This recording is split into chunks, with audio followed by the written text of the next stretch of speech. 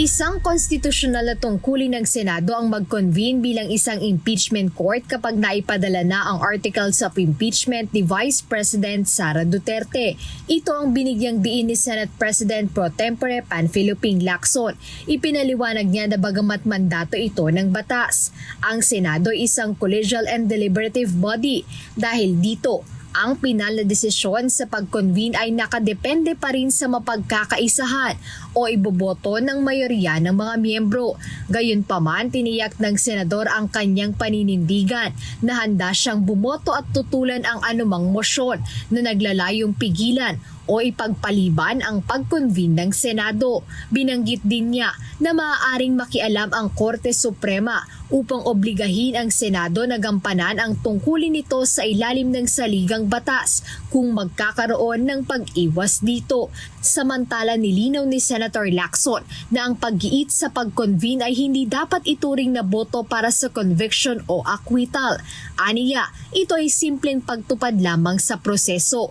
Muli nitong binigyang diin ang ebidensya ang tanging magiging basihan ng kanyang pasya kung dapat bang i-convict o i-acquit ang vice-presidente sakaling matuloy ang paglilitis. Kaugnay nito na una nang binanggit ng senador na dapat maging handa ang kanyang kapwa mga senador sa pagharap sa mga posibleng issue kaugnay ng impeachment process. In any eventuality, we should be prepared to tackle that. Kasi pwedeng umabot ulit sa Supreme Court yan kung sakaling magkaroon ng ganyang usapin.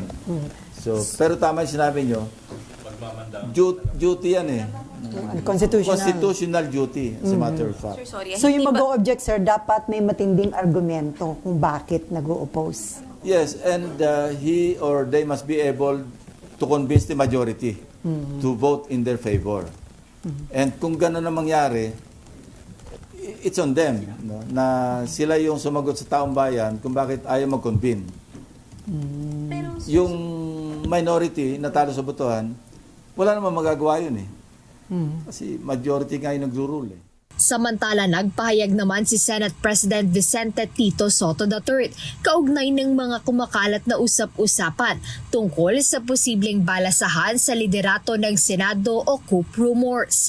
Ayon kay SP Soto, handa niyang tanggapin ang anumang mangyayari dahil siya ay naninilbihan sa ilalim ng tiwala ng kanyang mga kasamahan. Jed Neresina, humahataw sa balita ngayon.